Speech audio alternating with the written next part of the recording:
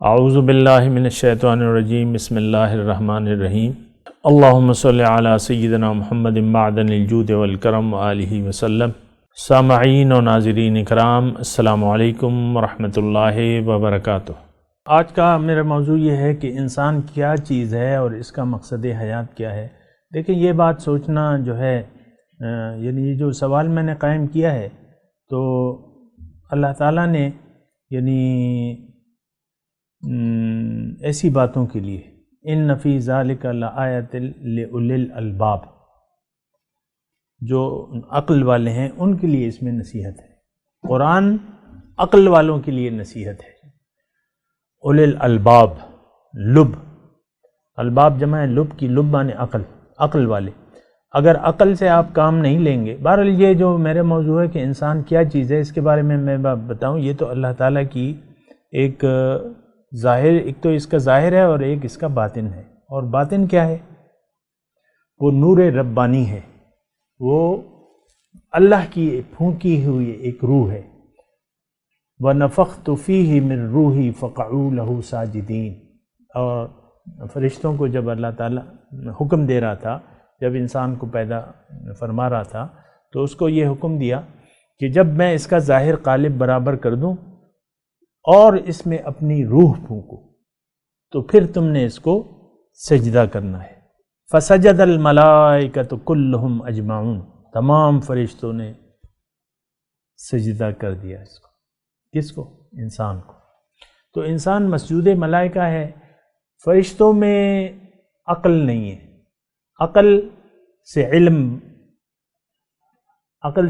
علم حاصل ہوتا ہے، اور یہ سورہ بقرہ میں بھی یہ مضمون ہے۔ اللہ تعالیٰ نے وہ چند چیزوں کے نام پوچھے، انہوں نے کہا تو ہمیں تو پتہ ہی نہیں ہے۔ فرشتوں نے کہا وَعَلَّمَ آدَمَ الْأَسْمَاءَ كُلَّهَا ثُمَّ عَرَضَهُمْ عَلَى الْمَلَائِكَةِ وَقَالَ أَنبِئُونِي بِأَسْمَاءِ هَؤُلَاءِ إِن كُنتُمْ صَادِقِينَ قَالُوا لَا عِلْمَ لَنَا إِلَّا مَا عَلَّمْتَنَا۔ بہرحال میں یہ کہہ رہا ہوں کہ عقل، آپ یہ دیکھیں کہ یہ جو ہم میں اور دیگر مخلوق میں جو امتیاز ہے وہ عقل ہے، ارادہ اور اختیار ہے۔ ارادہ تو چلو مطلب وہ ایک سب کو ہوتا ہے ارادہ، لیکن عقل اور کیا؟ اختیار، یہ دو چیزیں ہیں، یہ ممیز کرتی ہیں۔ اب بہرحال جہاں تک وہ پچھلی ہماری ایک نشست کا وہ تھا نا کہ ہم یقین کیسے پیدا کریں، تو یقین پیدا ہوگا عقل سے۔ ان فی خلق السماوات والارض واختلاف اللیل والنہار لآیات لأولی الالباب، زمین اور آسمان کی پیدائش میں، واختلاف اللیل والنہار، دن اور رات کے اختلاف میں، والفلک التی تجری فی البحر، یہ میں مفہوم بتا رہا ہوں مجھے پوری آیت، اور کشتی جو چلتی ہے سمندر میں، اور وما انزل اللہ من السماء من ماء فاحیا بہ الارض بعد موتها، اور آسمان سے جو پانی برس رہا ہے اور اس سے اللہ تعالیٰ زمین کے میں اگا رہا ہے چیزیں۔ ان ساری چیزوں میں عقل والوں کے لیے نشانی ہے۔ عقل کو اگر آپ استعمال نہیں کریں گے تو آپ غلطی کریں گے۔ یہ ساری چیزیں عقل کی، دنیا میں بھی بے وقوف انسان آپ نے دیکھا ہوگا کبھی کبھی، اس کی عقل ہی نہیں ہوتی۔ وہ کہتے ہیں نا کہ گھر کا نہ گھاٹ کا، دشمن اناج کا، ایسے لوگ ہیں، اللہ کی مخلوق ہے، تو بس وہ کھاتے پیتے ہیں اور تو کچھ نہیں ہے۔ کبھی آپ نے ایک بدھو اور بے وقوف شخص کو بھی دیکھا ہوگا، کبھی دیکھا ہے؟ بالکل بدھو، نہ کوئی سمجھ کا کوئی معیار ہے اور نہ کچھ ہے، نہ عقل ہے، بس گھر والے اسے پالتے رہتے، مجبوری ہو جاتی، بالکل بدھو۔ تو انسان کو تو اللہ تعالیٰ نے، یعنی یہ بعض چیزیں تو الگ ہو جاتی ہیں، اللہ کی قدرت ہے، لیکن انسان کو اللہ تعالیٰ نے عقل مند پیدا کیا ہے، عقل دی ہے، سب کو دی ہے، اللہ ماشاء اللہ وہ الگ بات ہے، وہ تو اللہ تعالیٰ جانتا ہے اپنے کاموں کی حکمت کو، لیکن عقل جو ہے، اب عقل سے اگر آپ سوچیں تو پھر یہ ہے کہ آپ اپنے بارے میں سوچیں. جو زمین اور آسمان ہے، یہ ساری چیزیں آپ کے سامنے ہیں، یہ نشانیاں ہیں. یہ زمین سے آپ کے لیے سبزیاں کون اگا رہا ہے؟ یہ کیا مٹی میں اتنی قدرت ہے کہ اس سے مٹھاس پیدا ہو جاتی ہے؟ ابھی ہمارے سوات کے الوچے آئے تھے، وہ ختم ہو گئے. وہ جب آپ نرم الوچا کھائیں، منہ میں رکھیں تو بس وہ پانی ہوتا ہے لذیذ. اب یہ درخت، پھر الوچے کا درخت، پھر اس میں پھل، پھر اس میں مٹھاس، اور پھر اس میں ذائقہ، پھر اس میں رنگ، یہ عقل سے سوچنے کی بات ہے. یہ کون کر رہا ہے اور کس کے لیے کر رہا ہے؟ زمین اور آسمان اور اس میں جو کچھ ہے، اس کو اللہ تعالیٰ نے یعنی کس کے لیے پیدا کیا ہے؟ انسان کے علاوہ کوئی مجھے مخلوق آپ بتا دیں کہ آپ یہ کہیں کہ یہ ساری چیزیں تو اس کے لیے بھی ہیں. ہے کوئی جواب؟ انسان کے علاوہ، میرے علاوہ، میرے لیے پیدا کیا.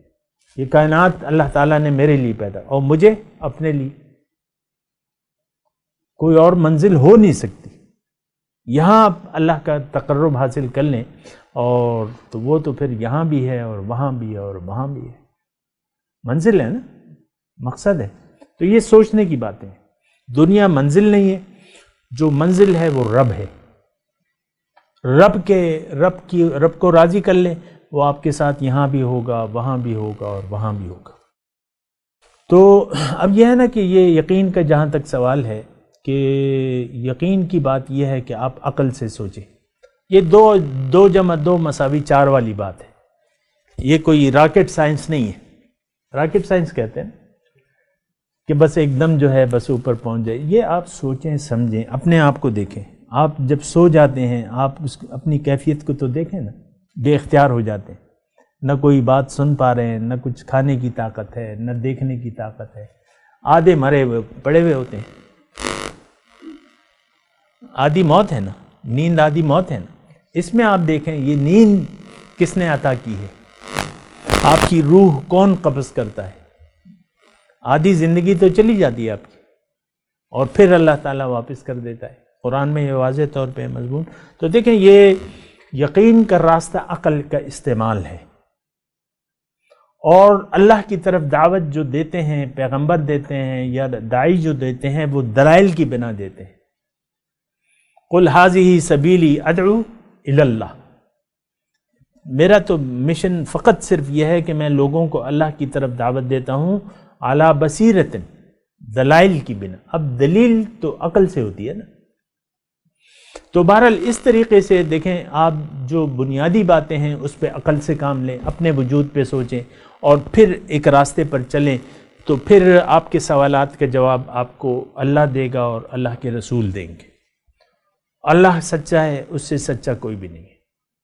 ہے کوئی اللہ سے سچ؟ تو ہے ہی اللہ تعالیٰ کا خاصہ. اب اس نے بیان کیا کہ میں نے تمہیں اپنے لیے پیدا فرمایا ہے، اور پھر میں نے تمہارے لیے جنت بھی بنائی ہے. اب آپ یقین کر لیں، اور جنت میں تم میرے قریب رہو گے، میرا قرب تمہیں حاصل ہوگا. یقین کر لیں آپ. کوئی شک و شبہ ہے اس میں؟ اب تو بات یقین کی ہے نا. اب اور کیسے یقین تو دیکھیں، آپ بس یقین کر لیں کہ اللہ کا جو فرمایا ہے وہ حق ہے. بنا سوچے سمجھے جو ہے بس میں نے مان لیا. جو اللہ نے فرمایا میرا اس پر یقین ہے دل و جان سے کہ بس یہی حق ہے، اس کے علاوہ باطل ہے. جو کچھ غیر کہہ رہا ہے وہ باطل ہے، وہ جھوٹ ہے. اب غیر کون ہے؟ آپ کا اپنا نفس ہے. غیر کون ہے؟ ہو سکتا ہے آپ کا والد ہو، ماں ہو، معاشرہ ہو، ساتھی ہوں آپ کے. یہ سب غیر ہو سکتے ہیں. وہ بعض اوقات ساتھی گمراہ کر دیتے ہیں نا انسان کو. نہیں، آپ نے عقل سے کام لینا ہے اور عقل سے ایک راستے کا انتخاب کرنا ہے. دیکھیں اس میں بات بڑی آسان ہے کہ آپ اللہ کی بات پر یقین کر لیں، اللہ کے کلام پر یقین کر لیں، اور بس پھر چل پڑیں اس راستے پر. جو آپ کی منزل ہے، جو راستہ اللہ تعالیٰ آپ کو بتا رہے، اس راستے پر آنکھیں بند کر کے چل پڑیں. پھر نہ سوچیں حکم اور حکم کی تعمیل. تو بس اب پھر کیا ہوگا؟ اگر آپ یعنی جو کر سکتے ہیں وہ کر لیں. اب کیا ہے کہ یہ ایک یقین کا سفر ہے، یہ ایک نور کا سفر ہے، آپ آہستہ آہستہ نورانی دائرے میں داخل ہوتے ہیں۔ یہ قرآن کا مضمون ہے، اللہ ولی الذین آمنوا یخرجہم من الظلمات الی النور۔ اللہ تعالیٰ دوست ہے، کارساز ہے مومنوں کا، ان کو اندھیروں سے روشنی کی طرف نکالتا ہے۔ تو آہستہ آہستہ یقین در یقین در یقین در یقین، یعنی آپ نے ایک بلب جلایا یہاں پہ تو روشنی ہو گئی، گھپ اندھیرا ہے کمرے میں، ایک آپ نے بلب جلا دیا، آج کا 100 واٹ کا تو اب 10 واٹ پہ آ گیا نا، LED آ گیا نا، اب 10 واٹ کا ایک بلب جلا دیے، 2 جلا دیے، 3 جلا دیے، جتنے آپ بلب جلاتے جائیں گے روشنی بڑھتی جائے گی۔ تو یہ راستہ جو ہے یہ ایک یقین کا راستہ ہے اور نور کا راستہ ہے۔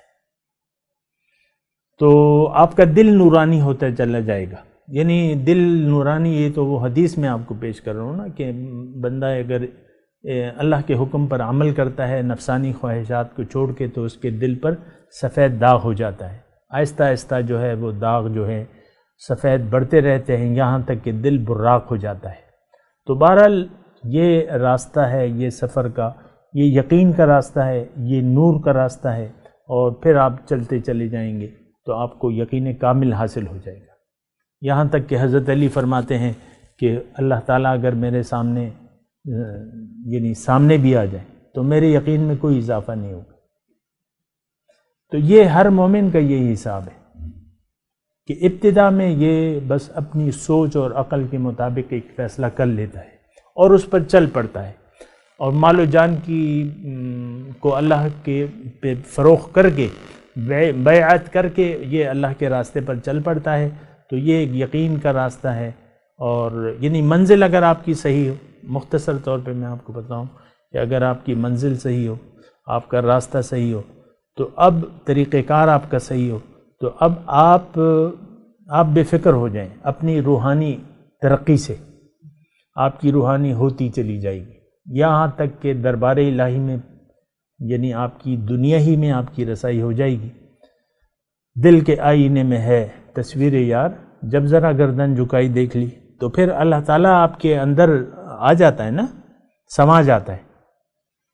جیسے کہ حدیث ہے، حدیث قدسی کہ میں نہ آسمانوں میں سماتا ہوں نہ زمین میں سماتا ہوں، لیکن میں مومن کے دل میں سما جاتا ہوں۔ تو بہرحال یہ آسان ہے، طریقہ اس کا کوئی نہیں ہے، لیکن جو میرا موضوع آج تھا کہ انسان کیا چیز ہے، انسان اللہ تعالیٰ کا ایک راز ہے، یہ میں آپ کو بات بتاؤں۔ الانسان سری و انا سرہ، انسان میرا راز ہے، میں اس کا راز ہوں۔ اپنی حقیقت کے بارے میں بھی ہم نہیں جان سکتے، ایک راز ہے یہ۔ وَيَسْأَلُونَكَ عَنِ الرُّوحِ قُلِ الرُّوحُ مِنْ أَمْرِ رَبِّي، روح کے متعلق سوال کرتے ہیں، آپ کہتے ہیں کہ یہ تو اللہ کا حکم ہے، اور تمہارا علم، ہمارا دماغ نہیں ہے نا اتنا، تو اس کے بارے میں تو بہرحال یہ اللہ کا ایک راز ہے ہم۔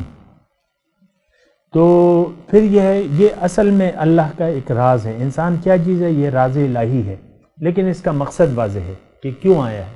اس کو اب اللہ کو منزل بنا کے اللہ کے راستے پر چلنا ہے۔ تو مقصد حیات، آج کا جو میرے موضوع ہے، اس کا مقصد حیات تو صرف اللہ ہے، اللہ کے سوا کوئی منزل ہو نہیں سکتی۔ آپ مجھے بتا دیں تو ایک زبردست بات ہوگی، لیکن نہیں، ایسا ہے نہیں، کوئی چیز ہے ہی نہیں۔ حقیقی وجود جو ہے وہ اللہ ہی کا ہے، لا موجودہ۔ وآخر دعوانا ان الحمد للہ رب العالمین۔ مولایا صلی وسلم دائما ابدا على حبیبک خیر الخلق کلہم۔